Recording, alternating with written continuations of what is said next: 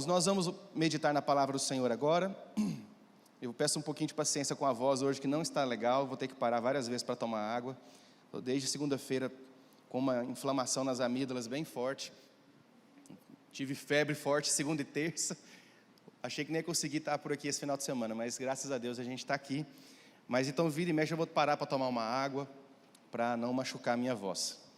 Nós estamos, durante o mês de novembro, estudando sobre esse tema, uma igreja para um novo tempo. E dentre as inúmeras possibilidades que nós tínhamos para ministrar, tendo a carta de Paulo aos Efésios, a gente enumerou alguns temas que nós entendemos em Deus, entendemos em oração, que deveríamos seguir a fim de preparar a igreja para aquilo que nós vamos viver ainda esse ano e para o próximo ano especialmente. Muitos desafios, né? Então, muito além de política, de instabilidade, talvez ou não, no país, mas são questões espirituais, né? O pastor Paulo, semana passada, falou sobre a questão da saúde da igreja, né? De ser uma igreja saudável. O pastor Caio, eu não me lembro agora o que ele disse, mas o pastor Guto vai ministrar sobre unidade. E hoje eu vou falar sobre uma igreja relacional, sobre o desafio para o novo tempo, que é o desafio de sermos uma igreja relacional.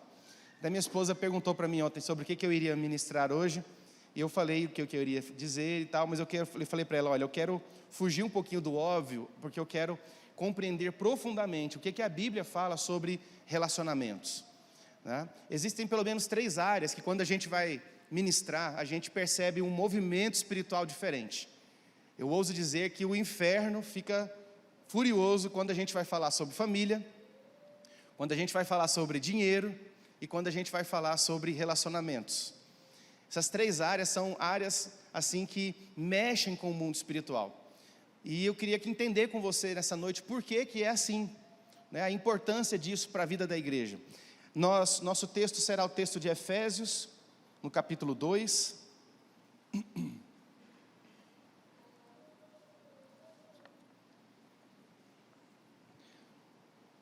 A partir do versículo 19.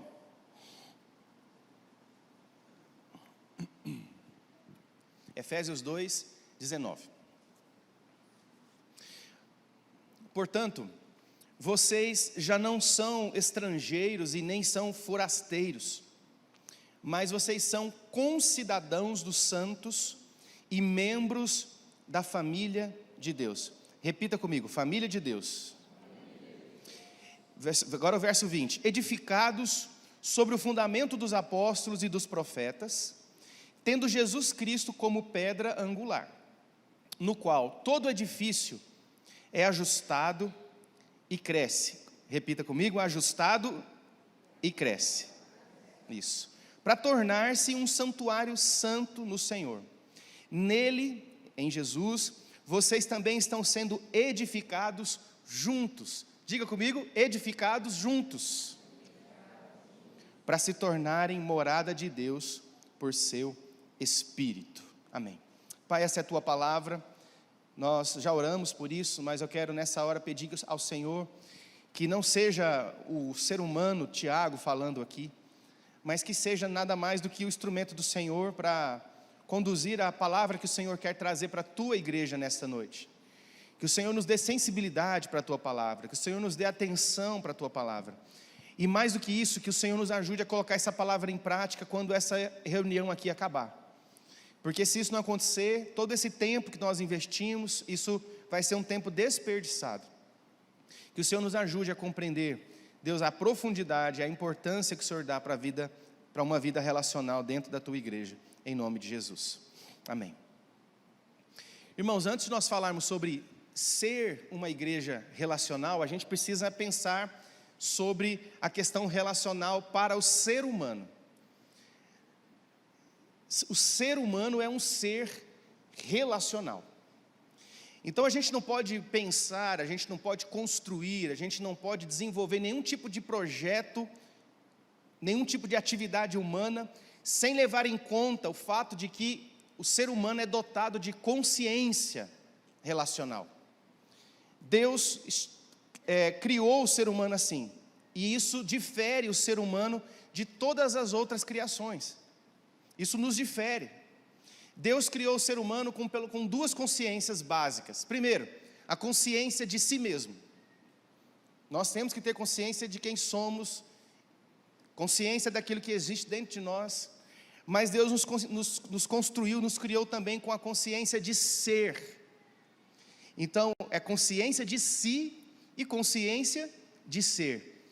E é impossível nós estabelecermos uma conduta de relacionamentos, ou é difícil nós estabelecermos uma vida saudável, se nós fugirmos dessa realidade de que tudo converge de nós para o outro, e do outro para nós. Tudo converge. E você pode perceber, talvez alguém que trabalha aqui na área da psicologia, na área da psicanálise, talvez concorde comigo, que quase todas as mazelas que nós vemos acontecendo na sociedade, acontecem quando há desvios, ou da consciência de si, ou da consciência de ser. Quando há algum tipo de fuga nessa consciência, nesse processo que Deus criou, geralmente nós comprovamos, nós encontramos, e como igreja muitas vezes nós temos que tratar desvios que são prejudiciais para a vida humana. E aí a gente se junta com os profissionais da psicologia, da psicanálise, e a gente vai caminhando junto, porque a teologia caminha de mãos dadas com todas essas linguagens. Então, plenitude de vida para nós, seres humanos, não é simplesmente garantir que a nossa espécie será perpetuada. Plenitude de vida para nós não é só garantir que a nossa espécie vai ser preservada. Não é só garantir que nós vamos ser salvos ao final de tudo. Mas plenitude nesse aspecto da criação, e pensando na maneira como Deus nos criou, é ter uma vida consciente de si mesmo e uma vida consciente do próximo, da maneira como Deus estabeleceu. Só é possível ter plenitude se nós tivermos essas consciências vivas e atuantes em nós. Quando Jesus diz, eu vim para que vocês tenham vida abundante, Jesus não está falando apenas da eternidade, porque na eternidade não há a opção de não ser uma vida abundante. Na eternidade será abundante, por isso será eterna. Mas quando Jesus diz, eu vim para que vocês tenham vida abundante, Jesus está dizendo, eu vim para que a vida que vocês vivem aqui nessa terra, seja uma vida equilibrada pelo amor do Pai, e pela maneira como o Pai construiu vocês. Então não é só questão de dinheiro, não é só questão de riqueza, não é só questão de ser bem sucedido, não é só questão de ter a espécie preservada, perpetuada, não é só questão de ser salvo, é uma questão de qualidade de vida. Porque eu posso sim ser salvo, eu serei salvo, mas eu posso ser salvo para a eternidade e viver uma vida terrível aqui. E isso não tem nada a ver com salvação. Tem a ver com compreender como é que eu preciso viver a partir da perspectiva, da ótica de Jesus. E Deus nos criou, Jesus nos criou, porque Ele estava lá, a palavra de Deus diz que Ele era o Verbo, e o Verbo se fez carne, a palavra de ordem estava com Deus. Nos fez assim, para diferir de todos. Agora presta atenção, Deus pega o homem e coloca o homem no Éden com o Éden pronto. Quando o homem é colocado no Éden, as plantas estão prontinhas, os mares, os rios, os pássaros, os peixes, os animais selvagens, os domésticos, todos estão prontos. E durante o processo de criação, Deus olhou para todos eles e falou assim, isso que eu fiz é bom. Mas quando Deus pega o homem, coloca o homem no Éden, Deus olha para o homem e diz assim, não está legal, está faltando alguma coisa. Está faltando alguma coisa para esse homem aqui. E aí a Bíblia diz que Deus faz a mulher e faz uma auxiliadora, mas a palavra é mais do que simplesmente uma companhia, alguém com quem Ele pudesse perpetuar a espécie, multiplicar, é uma das ordens do Senhor, inclusive, mas é mais do que isso, é alguém igual a Ele, essa é a raiz da palavra, alguém com quem Ele pudesse conversar de olho no olho. Sabe o que Deus está dizendo com isso? Que na visão dele, na perspectiva dele, relacionamento é relacionamento com ele, relacionamento com a criação e relacionamento com os semelhantes. plenitude de vida é relacionamento com Ele, relacionamento com tudo aquilo que foi criado e relacionamento com os semelhantes. Então Deus olha para o homem e diz: você vai ser feliz se você viver essa consciência de si e a consciência de ser.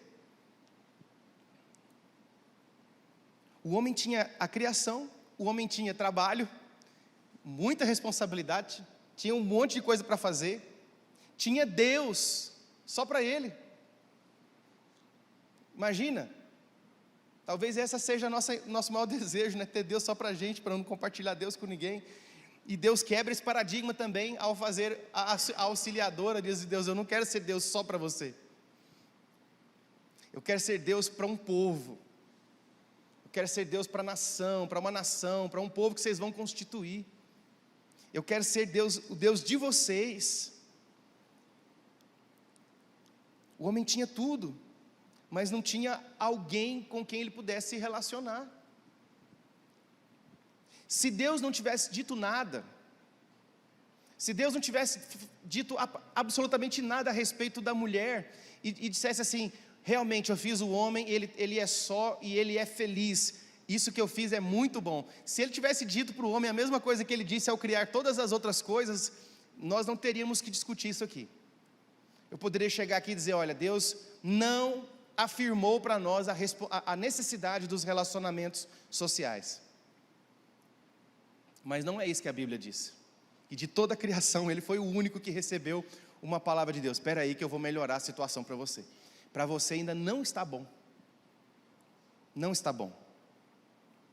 Agora perceba que lá na queda, ainda em Gênesis, no capítulo 3, no versículo 9, quando Deus chega para Adão e pergunta: Adão, onde é que você estava?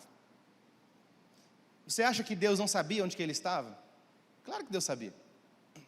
Então a pergunta não é sobre o lugar onde ele está, a pergunta é mais profunda. A pergunta que Deus faz para ele é: Adão, por que você mudou o lugar do significado que eu dei para a sua vida? Por que você saiu da posição que eu coloquei você, que dava significado para a sua vida?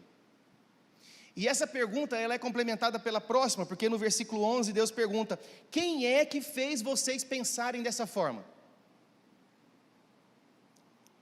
E aí ele vai dizer que é a mulher vai dizer que é a serpente, e aí vem esse empurra de culpa até hoje que a gente vê por aí o tempo todo.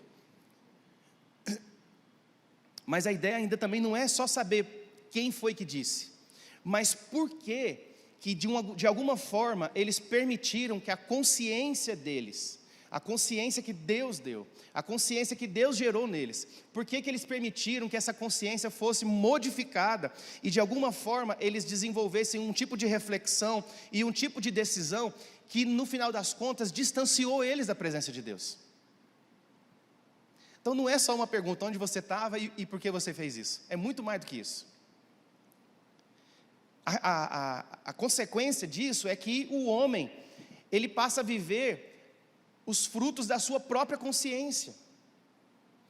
Veja, Deus criou e estabeleceu a maneira como nós deveríamos ser, a consciência de si, de ser, que todos nós deveríamos ter, que isso era a base do relacionamento no Éden.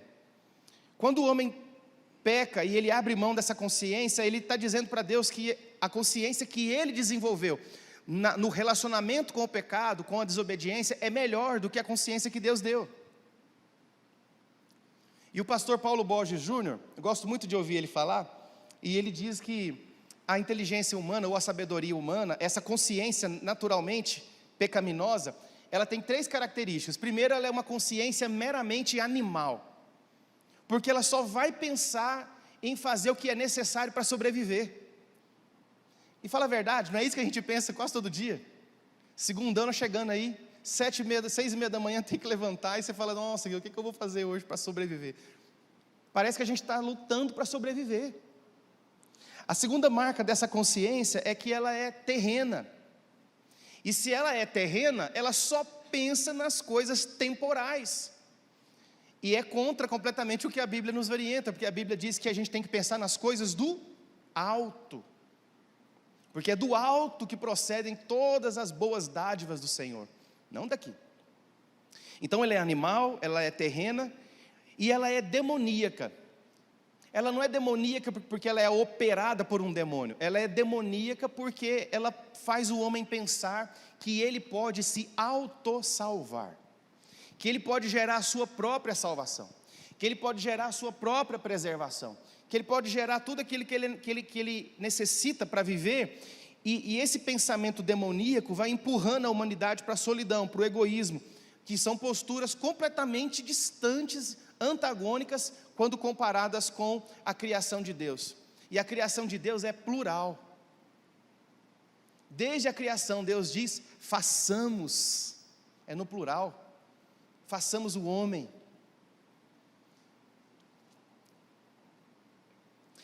O que a igreja sofre hoje? Por que a igreja sofre? Por que a sociedade sofre a crise dos relacionamentos? Por que a gente sofre nos relacionamentos com os nossos filhos? Eu tenho filho adolescente, gente. Tem um adolescente e uma pré-adolescente. Quem já passou por essa fase que eu estou passando agora, sabe o que eu estou dizendo. Parece que você tem que arrumar um cabresto novo todo dia. É desobediência, sabe assim? Gente, casa de pastor não é o santo dos santos não, viu, gente? Tem dificuldade. Por que é assim? Por que os nossos relacionamentos são assim? Por que a gente não consegue estabelecer amizades sólidas? Por que nós não conseguimos viver numa sociedade que estabelece relacionamentos sólidos? Porque esse pensamento, porque essa mentalidade, dessa consciência meramente humana, carnal, pecaminosa, animal, terrena, dominou as relações a partir da queda, a partir da entrada do pecado. E não só isso, esse pensamento doutrinário humano está permeado na igreja. Se você perguntar para as pessoas por que você vai para a igreja, você vai se assustar com as respostas. E olha que a gente ouve respostas, assim, cada coisa que você fala: misericórdia, o que eu estou fazendo aqui? Eu estou fazendo tudo errado, porque o irmão está respondendo umas perguntas desse jeito. Mas geralmente as respostas: eu vou para a igreja porque eu quero ir para o céu, eu vou para a igreja porque eu quero ser salvo, eu vou para a igreja porque eu quero ser próspero. Tudo tem a ver com autossalvação e autopreservação. Tudo que tem a ver com a mentalidade humana decaída, terrena e animal, que a gente não deveria nem sequer passar por esse aspecto quando nós pensamos em igreja. Sabe o que isso configura mais? Configura mais uma Babel moderna do que uma igreja moderna. Porque Babel era isso, era a autopromoção, era o autocrescimento, era a autoexpansão, até que chega um ponto que Deus tem que intervir, e é isso que acontece hoje do mesmo jeito. Deus intervém de uma forma tão poderosa, que já não há mais como se entender, aí o projeto falha. Aí a gente fala que é culpa do diabo.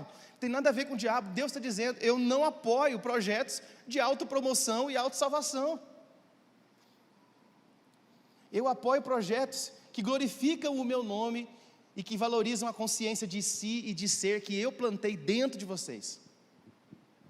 É isso que Deus está nos dizendo. No final, cada um vai falar uma língua diferente, ninguém vai se entender mais. E aí a gente vê os relacionamentos sendo destruídos. Por quê? Porque a gente viveu talvez um tempo muito grande pensando apenas em se autoproteger e se autossalvar. E deixou de pensar que Deus nos constituiu para vivermos juntos. Juntos. Quando você olha no pasto, você vê lá o boi, os bois, eles estão tudo junto, né? Você passa assim, está aquela plantação de cupim maravilhosa. Eu já fico pensando logo no churrasco. Mas eles estão tudo junto. Eles não estão juntos porque eles têm consciência de pertencimento. Eles não estão juntos porque eles têm consciência de si e de ser. Eles estão juntos porque eles estão vivendo nada mais do que aquilo que é necessário para sobreviver, para se autopreservar, para preservar. É instintivo. Não é consciência como a nossa consciência é. E aí quando você olha para a vida dos animais selvagens, você percebe a mesma coisa. Você vê uma manada de búfalos, os pequenininhos ficam protegidos no meio, os mais fortes fazem um círculo, não deixa os mais velhos também desprotegidos, os mais velhos ficam protegidos, os pequenininhos protegidos, todo mundo ali, né, vivendo junto ali, se protegendo. Mas o que acontece quando um fica para trás? Deixa, é isso aí. Quando um fica para trás, o grupo inteiro geralmente não se compromete. Mas mais do que deixar, o que fica para trás vira comida de algum predador. Deus está mostrando na criação como que nós deveríamos viver. No entanto, muitas vezes nós colocamos os mais fracos expostos, os menores expostos.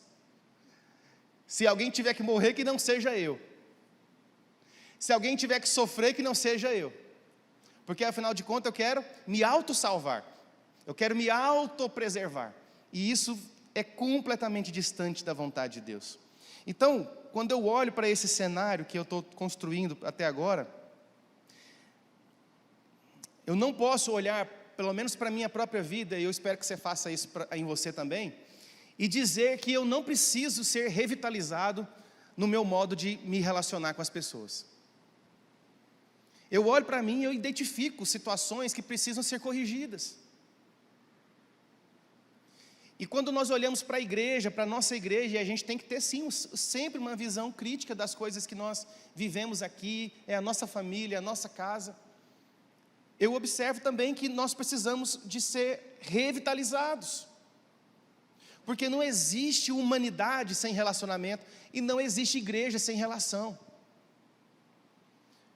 Se não houver relacionamentos verdadeiros, curados, sadios, isso aqui é só um rebanho, é só um bando. E o texto que nós acabamos de ler não diz que Deus nos chamou para sermos rebanho, para sermos um bando de gente inconsciente e por isso inconsequente. Deus nos chamou para ser família de Deus. Vocês não são estrangeiros, vocês não são forasteiros, vocês são concidadãos, ou seja, vocês fazem parte de uma nação, e essa nação é chamada de família de Deus. Um outro texto de Efésios capítulo 1, versículo 5, o apóstolo Paulo diz: em amor, o Senhor nos predestinou para sermos adotados como filhos, por meio de Jesus Cristo. O que é adoção? Eu tenho 2 filhas adotivas, eu sei bem o que é isso. Adotar é você encontrar uma situação, uma criança, por exemplo, e você sabe que elas não vão ter uma boa família, ou não terão família alguma.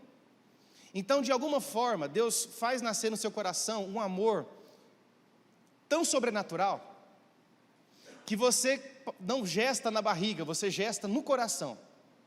Deus modifica o lugar da gestação. E aí, quando tudo acontece, você traz essa criança para dentro da sua família. Eu não trouxe as minhas filhas para dentro de um bando, para dentro de um rebanho. Eu trouxe as minhas filhas para dentro de uma família. E é exatamente isso que Deus fez comigo e com você. Porque por causa da consciência que nós perdemos lá no pecado como humanidade, o nosso destino era viver sem família, espiritualmente falando. Nosso destino era viver sozinhos, desgarrados, como um povo que não tem pastor, ovelha sem pastor, e por isso não consegue identificar a voz do Senhor. Esse era o nosso destino, querido. Mas a Bíblia diz que Deus nos tornou cidadãos santos, membros de uma família. Então não há nenhuma justificativa que eu possa enumerar, que possa aliviar a nossa barra no que diz respeito a relacionamentos. Porque quando se fala de igreja, quando se fala de família de Deus, quando se fala da minha e da sua família, se não houver relacionamento, não existe família, não existe igreja.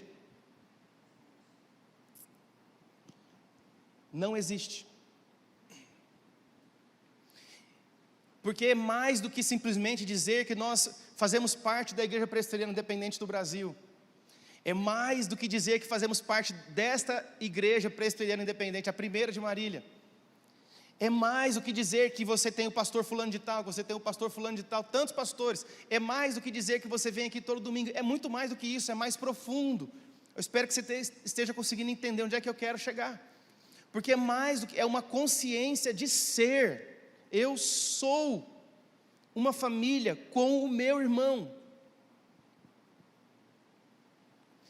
E talvez a sua referência de família seja ruim, talvez a sua referência de pai seja ruim, e você traz tudo isso para a atualidade e somatiza isso na sua vida, e Deus quer te libertar disso. Porque o amor do nosso pai é incomparável. É incomparável. E o amor da família, desse pai, que é essa família, tem que ser incomparável. Você pode dizer, pastor, mas você não sabe o que eu passei, você não sabe as frustrações que eu tive, você não sabe o que o fulano falou para mim, você não sabe o que o pastor fez para mim. Eu não sei, e eu também não preciso saber. Mas a única coisa que eu preciso saber, e que você também precisa saber, é que ou a gente coloca algumas direções para a nossa vida, ou a gente vai viver como bando. E sinceramente, eu não fui chamado por Deus para viver como um bando. Eu fui chamado para viver em família. Eu e você. Entendendo que eu sou importante para você, que você é importante para mim, e que esse banco vazio que está do seu lado é responsabilidade sua, é responsabilidade minha. Assim como o banco que está ocupado. Esse irmão, essa irmã que está do seu lado, não é responsabilidade minha não. Responsabilidade sua. De amar, de cuidar, de proteger, de se aliar, porque somos família. O que acontecerá então se nós entendermos essa questão relacional? Porque é mais do que só estar junto. Porque, por exemplo, o Paulo pode me chamar para ir comer uma pizza agora quando acabar o culto, em nome de Jesus, receba aí, irmão, a palavra. E aí, a gente vai lá na pizzaria, se alguém quiser ir também, tamo junto. Aqui, ó, tá certo. A gente vai lá na pizzaria, tira uma selfie, publica no Instagram. E aí, a gente vai dizer assim, olha, noite legal, agradável com os irmãos, com os amigos e tal. Isso é comunhão? É um aspecto da comunhão. Mas isso não é ser relacional. Porque ser relacional é um conceito da consciência. É da nossa consciência. É mais do que estar com Paulo comendo a pizza, é dizer, Paulo, eu vou estar com você em qualquer momento que você precisar. Mesmo que não tenha pizza.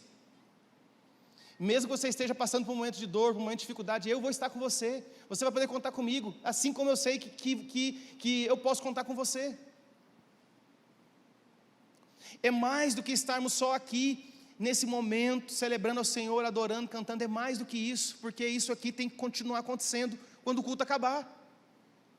E como é que isso vai acontecer? Vai acontecer a hora que você sair do conforto da sua casa e vir me visitar. A hora que eu sair do conforto da minha casa e visitar você. Porque todo mundo espera a visita do pastor, né? A grande maioria espera. Mas será que o pastor não espera a visita dos irmãos também?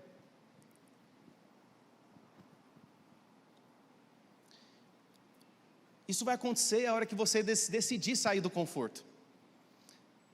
E visitar aquela pessoa que talvez você feriu. E aproveitar essa visita para fazer um pedido de perdão. E talvez também uma visita para alguém que feriu você.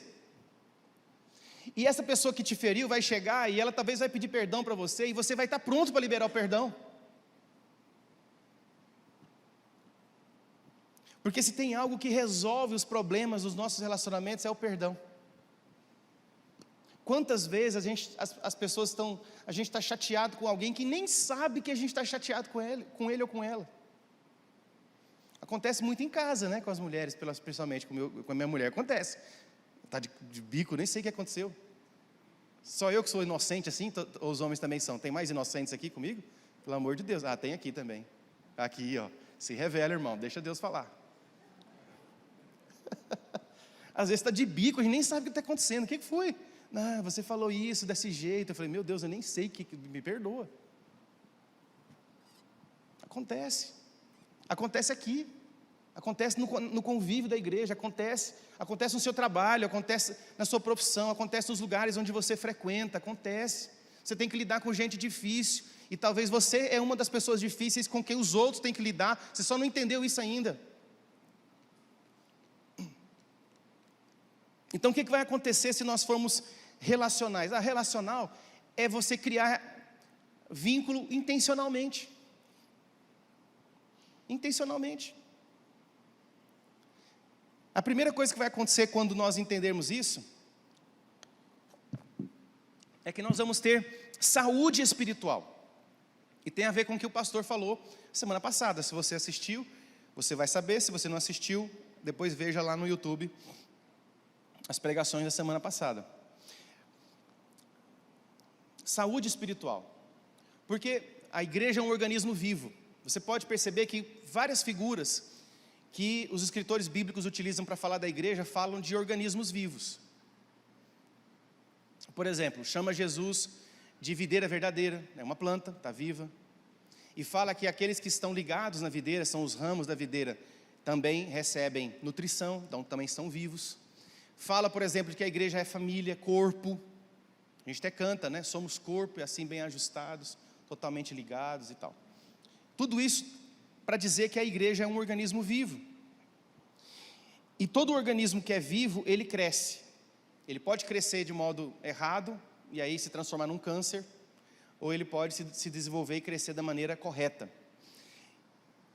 Agora, pensa bem, uma criança recém-nascida, completamente saudável, se ela for bem nutrida, se ela for protegida, se ela for incentivada a receber todos os incentivos que ela precisa para crescer, ela não vai precisar receber uma ordem para crescer.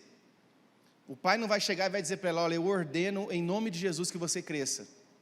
Não, porque o crescimento para ela vai ser natural, ela está saudável.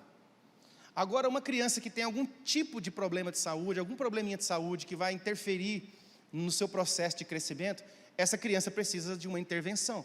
E aí essa intervenção acontecerá por meio dos médicos, de medicamentos, um cuidado mais específico.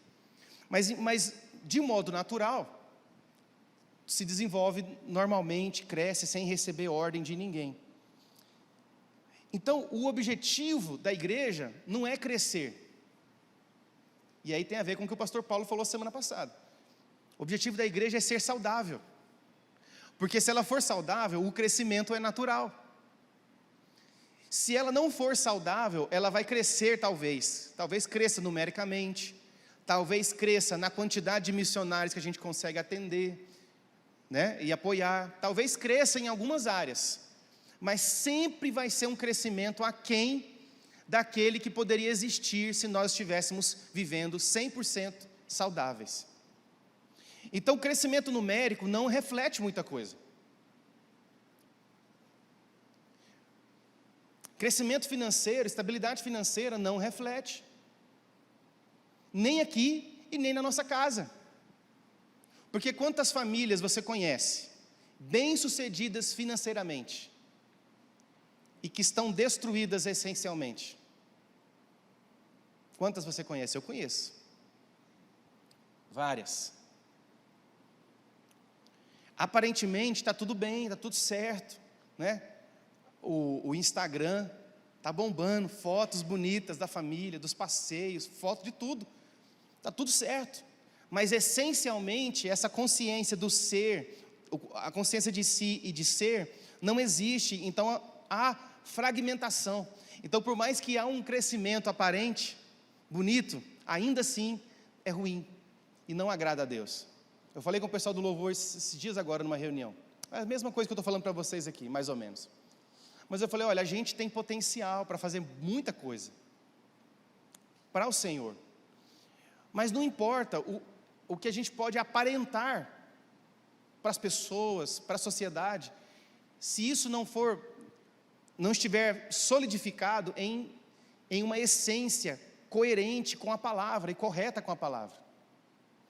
Então, que efeito espiritual terá uma expressão, por exemplo, do nosso ministério de louvor na sociedade, na internet, e seja lá onde for, se o propósito principal não vai ser cumprido porque a essência está corrompida?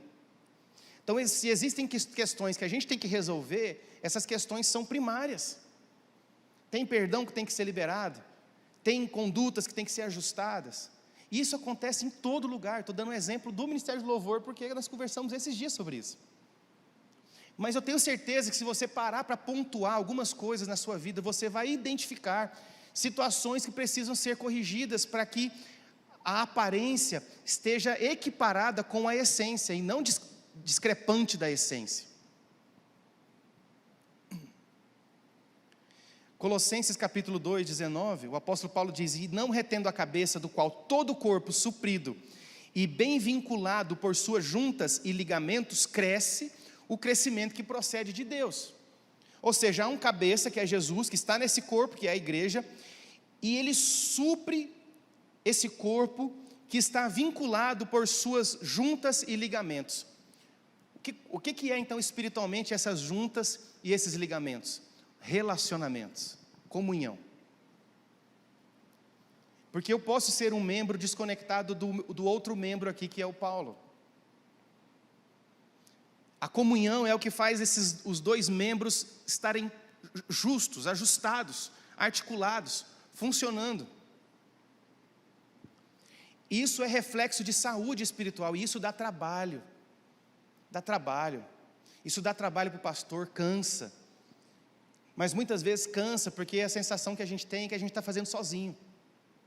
Que só a gente que está preocupado com isso. Mas você consegue imaginar o poder de uma comunidade, de um grupo, que pensa dessa forma?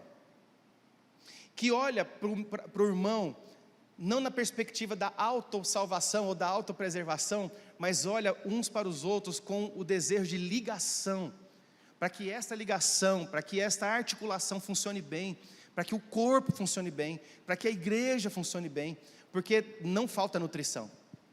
O problema não está na cabeça que nutre, que é Jesus. O problema está na articulação dos membros. E talvez você já tenha experimentado tristezas e frustrações em outros lugares, em outras igrejas.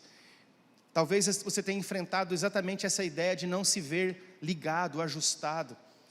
E essa palavra é para você, a palavra para que você encontre em Deus a capacidade, o poder do Espírito, para resolver essas situações e para se ligar de verdade. E aí a igreja cresce. O segundo efeito dessa vida relacional é a gente conseguir identificar nos membros, eu identificar em vocês, vocês identificarem em mim, Jesus agindo. Jesus agindo. E aí eu quero repetir, não sei se eu já falei agora, mas falei pela manhã. Nós não podemos esperar o pastor fazer tudo. O pastor não dá conta não, gente.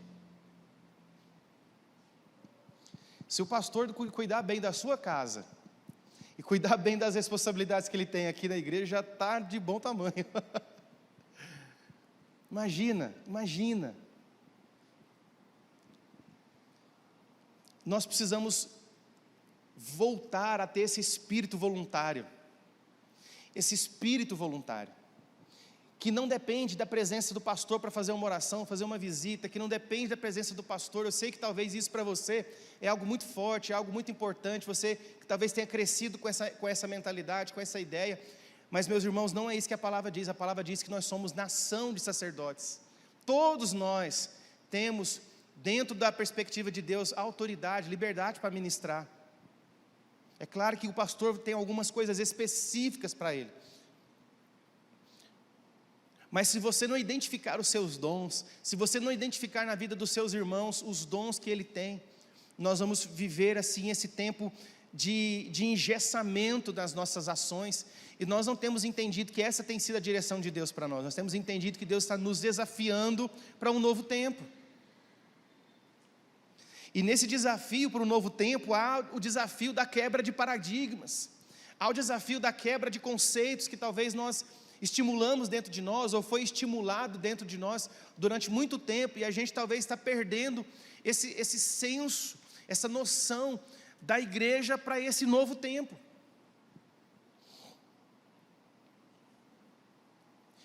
Sabe por que eu preciso identificar no meu irmão os dons como a Bíblia, o texto que nós acabamos de ler, porque nele vocês, todos vocês estão sendo edificados juntos para se tornarem morada de Deus. Eu tenho que identificar isso por causa desse texto, porque o texto diz que uma igreja saudável é uma igreja que está sendo edificada juntos.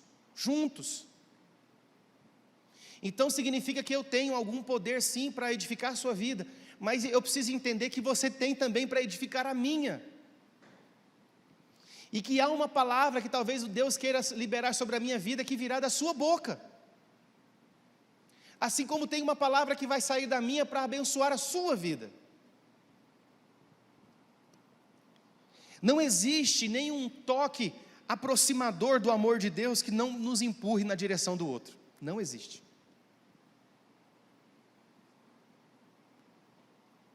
Eu fico pensando, por exemplo, um médico, se ele não tem consciência de si e de ser, e se o paciente que ele vai atender também não tem consciência de si e de ser, não tem como ter essa relação com o médico e paciente.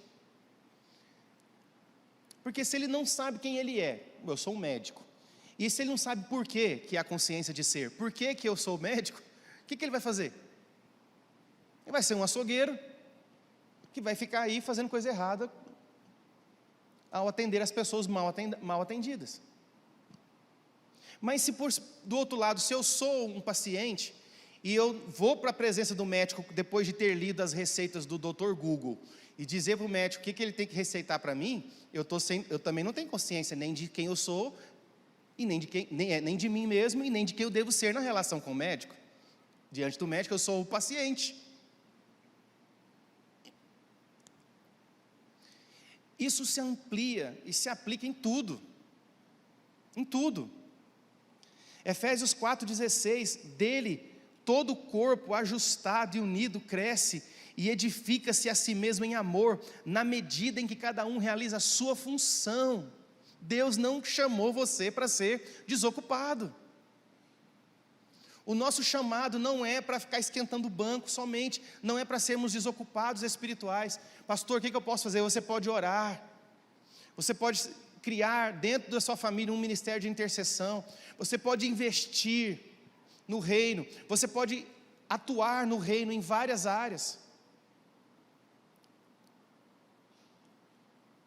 Tem tanta coisa que você pode fazer. Você não precisa ter o dom do ministério de louvor, você não precisa ter o dom que o pastor tem, você tem o seu dom. O dom da oração, esse é de todo mundo, você não pode dizer que não tem nenhum. Todo mundo foi chamado para orar. Você não pode dizer que Deus não chamou você para ministrar de alguma forma, porque Deus diz, a palavra diz que você é sacerdote. Então de alguma forma, Deus pode te usar para ministrar sobre a vida de alguém. Você também tem o dom da fé. Você não pode dizer que não tem dom, porque aqueles que se achegam a Jesus recebem o dom da fé, porque até para crer nele a gente precisa receber fé, e é ele que dá. Fé é dom de Deus.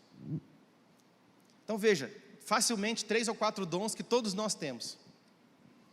Agora tem dons específicos. Esse talvez dê um pouco mais de trabalho, mas o fato é, você tem uma função para realizar no reino de Deus. E você não pode se conformar, domingo após domingo, só de estar aqui, ouvir a palavra que é bom, é legal, tudo isso é maravilhoso, cantar, isso é bom. Mas quando o culto acaba, a gente precisa aprender a colocar essas coisas em prática. Eu tenho que sair daqui, eu tenho que ter uma palavra para liberar para o meu irmão, eu tenho que ter uma palavra para liberar para a minha família, eu tenho que ter uma palavra para liberar para o meu patrão, que talvez pega no meu pé, me enche a paciência, mas eu tenho que ser bênção na vida dele. Eu tenho que ser bênção na empresa onde eu trabalho, eu tenho que ser bênção nos relacionamentos que eu vou desenvolver durante a semana.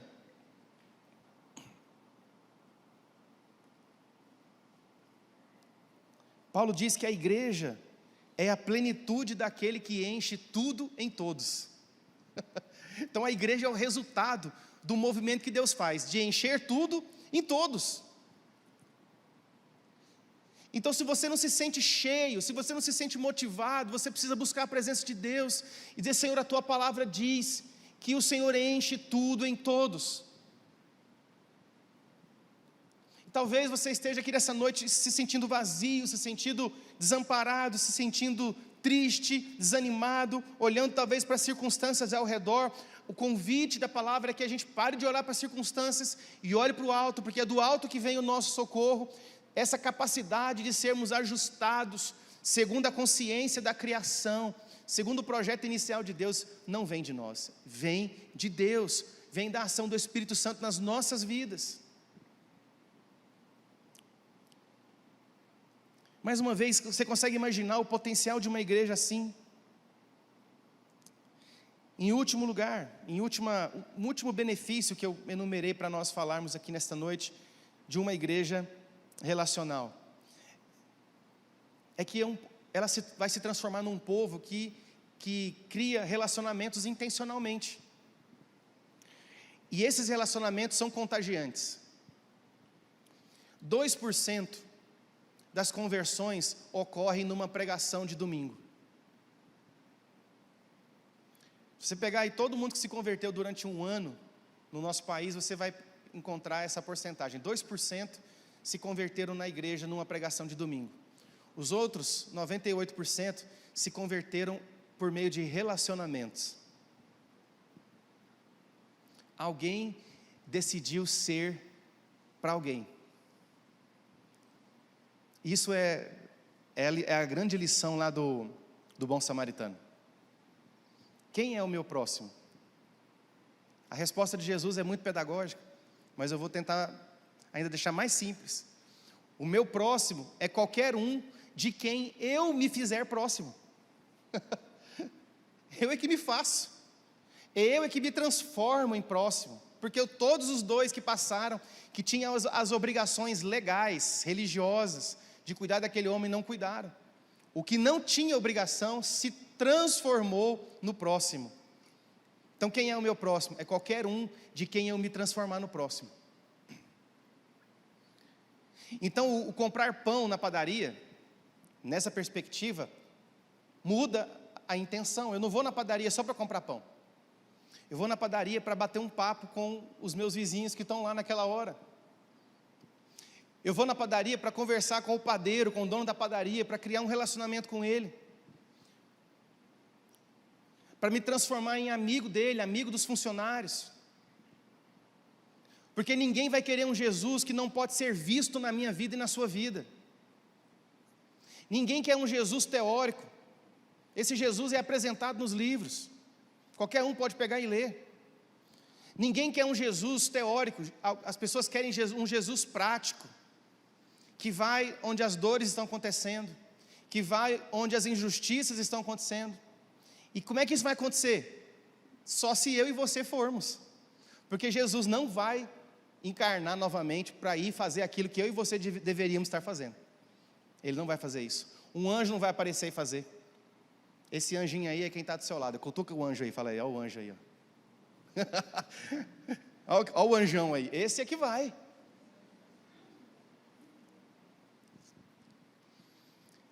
É assim que vai acontecer, gente.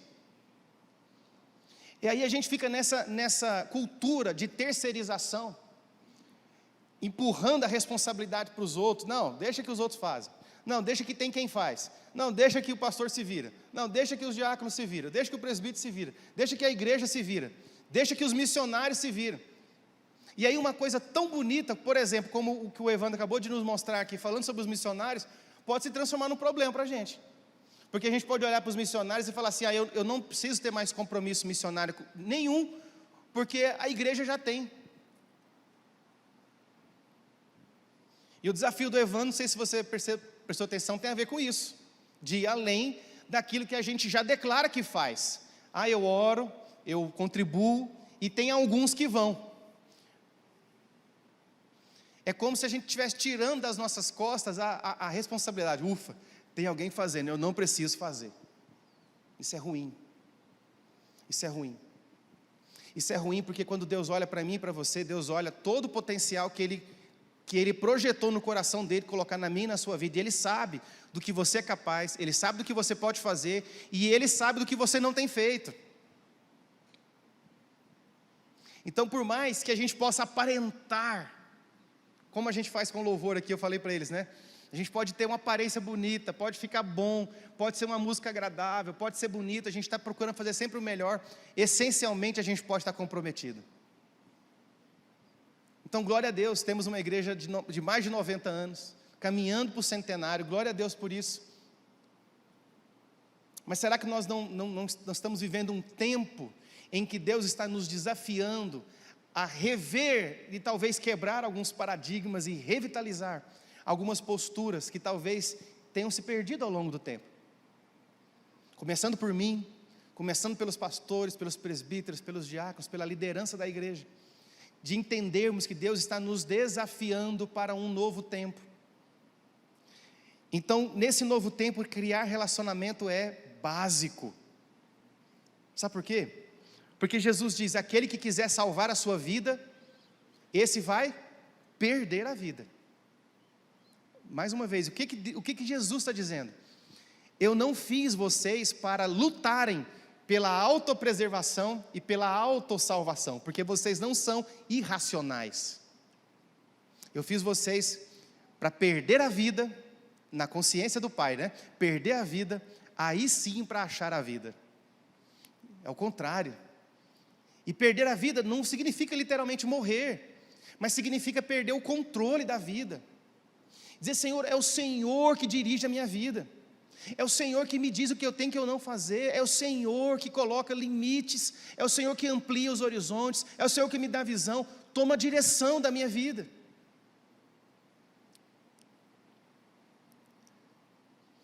Então é uma postura de responsabilidade diante da obra de Jesus, de nós sermos um povo responsivo à ordem bíblica de Jesus, à ordem da criação de Deus. Quando eu começo a pensar dessa forma, eu passo a compreender que o que eu vejo que Deus faz na minha vida, estou falando da minha vida mesmo, assim, testemunho pessoal, o que Deus tem feito na minha vida, o que Deus faz na minha vida, o que Deus já fez, é só um vislumbre. É como se eu estivesse olhando por uma janela embaçada e de repente eu passo a mão ali e consigo enxergar alguma coisa a mais, além dessa janela. E sabe o que é esse a mais? É você. Esse a mais é o que Deus tem feito na sua vida. É o que Deus quer fazer na sua vida, e o que Deus quer fazer por intermédio da sua vida, porque isso vai complementar o que Ele tem feito na minha. Então a revelação, assim, pessoal, interna, a revelação espiritual que Deus tem me dado, não é uma revelação totalmente plena, porque ela se complementa na sua. Ela se complementa na sua vida com Deus, nos seus dons, nos seus ministérios, no seu chamado, no seu amor, na sua maneira de me aceitar, de caminhar comigo. Então isso é igreja, isso é vida. Jesus, com 12 anos, responde uma pergunta: o que você está fazendo aqui? E Jesus diz: eu estou aqui para cuidar dos propósitos do meu Pai. Quais eram, ou qual é o propósito do Pai? Reconstruir relacionamento perdido pelo pecado. Reconstruir o relacionamento com o Pai, reconstruir o relacionamento com a criação, reconstruir relacionamento com os semelhantes. É isso que Jesus veio fazer. Quando Jesus morre na cruz, o que Jesus está fazendo é apontando agora a direção, de novo, do colo do Pai, da presença do Pai, da possibilidade de desfrutar a vida que a criação pode nos oferecer, a qualidade da vida que a gente encontra na criação. Gente, não tem coisa que eu gosto mais do que ir para o mato. Eu adoro mato, eu gosto de beira de rio, eu gosto de acampar, eu gosto de acordar de manhã e ficar lá ouvindo os passarinhos, aquele tanto de canto diferente. Eu glorifico a Deus. Pai, eu estou tentando cantar desde quando eu nasci, e esses passarinhos cantam desse jeito, desse tamanhozinho. O Senhor é maravilhoso. A criação está aí para nos ajudar, para a nossa vida ser mais leve, para a gente valorizar Deus que se revela na criação, porque os céus estão proclamando a glória de Deus, o firmamento está anunciando a glória de Deus, e a gente está tentando encontrar a glória de Deus numa pessoa, numa instituição. Você revela a glória de Deus para mim, eu revelo a glória de Deus para você. Nos nossos relacionamentos nós somos alimentados por Deus.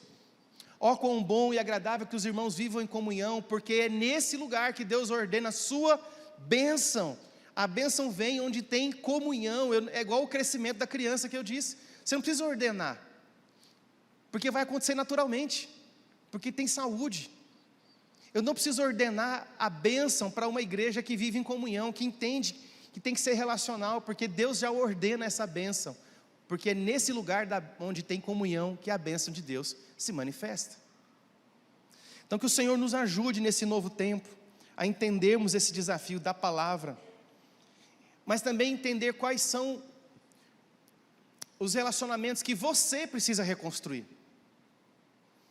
Jesus está reconstruindo o nosso relacionamento com Ele, com a gente mesmo, com a criação, com o Pai. Mas quais são os relacionamentos que você tem que reconstruir? Quais foram os relacionamentos onde você pisou na bola? Quais são as situações em que talvez o perdão não foi liberado? Talvez onde ainda exista mágoa, e a raiz de amargura talvez esteja tomando conta do seu coração. Falta de perdão é uma cadeia, onde você se coloca e você coloca o outro. Mas não é junto não, é separado, cada um não é sua, mas cadeia, prisão. Então você foi ofendido, libera perdão para quem te ofendeu. Você ofendeu, tem coragem de ir lá e resolver, pedir perdão. Porque se a gente não tiver capacidade de fazer isso nas esferas menores da nossa vida, na família, no trabalho, com o filho. Gente, as maiores experiências que eu tive com Deus na minha vida até hoje, foram experiências que eu tive com as minhas filhas. Se eu não olhar para elas e entender que há um dom de Deus nelas, e por isso as maiores experiências foi com elas, se eu não entender isso, eu não vou conseguir entender que eu posso também ter experiências com Deus através do meu relacionamento com você. Entende? Todos nós temos esse chamado para sermos bênção.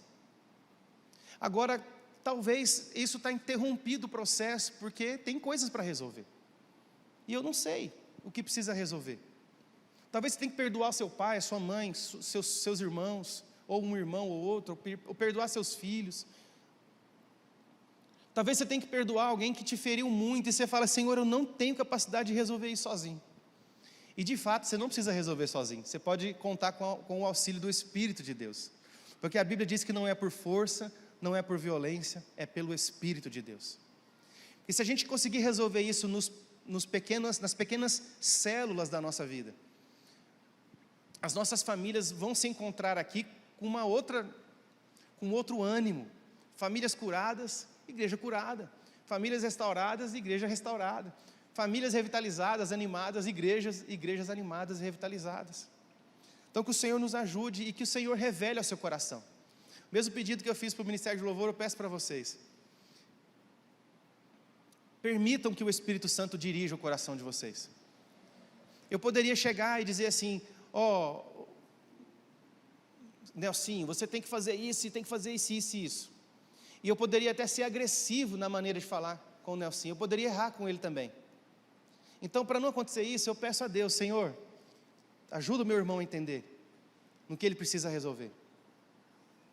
E a mesma coisa eu peço por vocês, e peço a vocês, que vocês permitam que o Espírito Santo de Deus dirija o coração de vocês, para uma oportunidade de resolução de conflitos, para uma oportunidade de perdão, para uma oportunidade de reconciliação. Deixa o Espírito de Deus conduzir, porque Ele vai fazer da maneira que é completamente melhor do que a maneira que eu poderia fazer para te ajudar. Amém? Vamos orar? Vamos ficar de pé. Muito obrigado pela sua atenção. Que o Senhor fortaleça o seu coração nesse dia e nesta semana, com tantas coisas aí para acontecer. Que o Senhor possa ser gracioso com você, com a sua família. Não permita mesmo que o Espírito Santo te conduza. Vamos orar. Dá um minutinho para você fazer a sua oração aí, colocar a sua vida na presença do Senhor, orar pela sua família.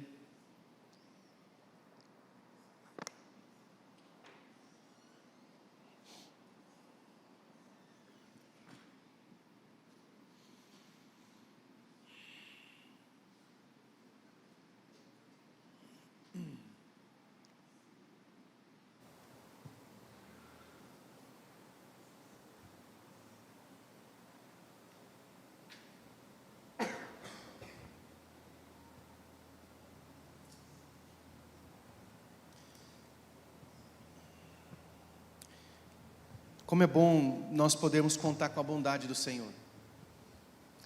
Porque se não for pela bondade de Deus, se a gente for contar apenas com a bondade, com a nossa própria bondade, ou com a bondade dos nossos irmãos, talvez a gente nunca conseguiria dar passos decisivos na nossa jornada de fé. Mas nós podemos contar com a bondade de Deus. Enquanto nós cantarmos essa canção, eu convido você, se você desejar, se você compreendeu essa palavra, você deseja sim romper alguns paradigmas nos relacionamentos da sua vida, nos relacionamentos na igreja, você quer ser bênção de Deus aqui nesse lugar, para novos paradigmas de relacionamentos.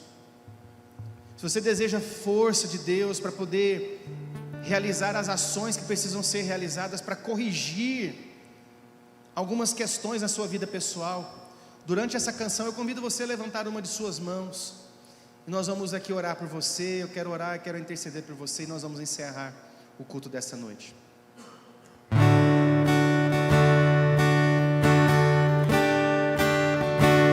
Te amo, Deus, tua graça nunca falha. Todos os dias eu estou em suas mãos. Desde quando me levanto até eu me deitar, eu cantarei da bondade de Deus. És fiel em todo tempo. Você pode contar com a fidelidade dele. Todo tempo tu és tão bom, com todo fôlego que tenho, eu cantarei da bondade de Deus. Tua doce voz que me guia em meu fogo, na escuridão, tua presença me conforta. Sei que és meu Pai, que amigo és. Eu vivo na bondade de Deus. Cante, ele é fiel. És fiel em todo tempo. Em todo tempo tu és tão bom. Com todo fôlego que tenho, cantarei da bondade de Deus.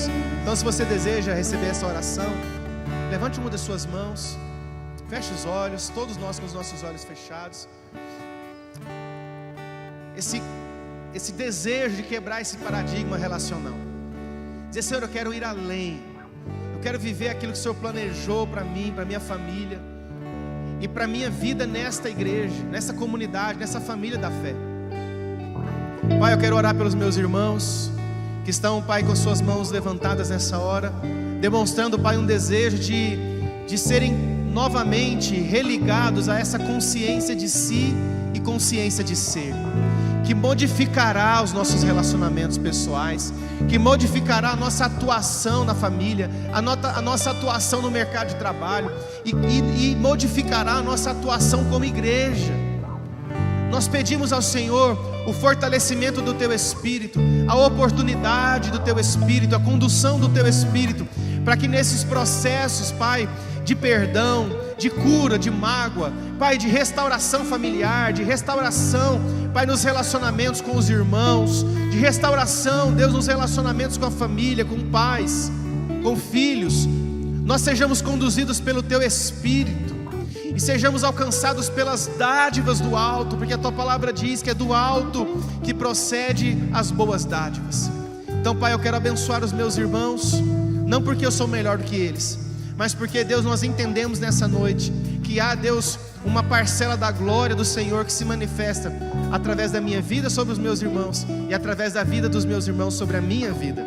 Então nós abençoamos uns aos outros aqui nessa hora, em nome de Jesus. Declaramos, Deus, avanço, declaramos crescimento, declaramos, Deus, que nós vamos, Pai, abraçar os novos desafios, vamos encarar os novos desafios e vamos avançar para a glória do Senhor, em nome de Jesus, amém. Que a graça e a paz do Senhor Jesus, o amor de Deus nosso Pai, a comunhão, a consolação do Espírito Santo de Deus, os frutos, os dons do Espírito Santo sejam derramados sobre a sua vida hoje e sempre, até que Ele volte em família. Glória a Deus por isso, hoje e sempre, amém, amém. Deus abençoe, uma excelente semana, vamos na paz.